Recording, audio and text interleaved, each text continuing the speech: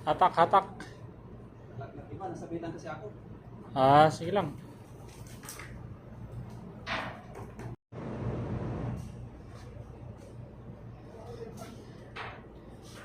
Tatlo?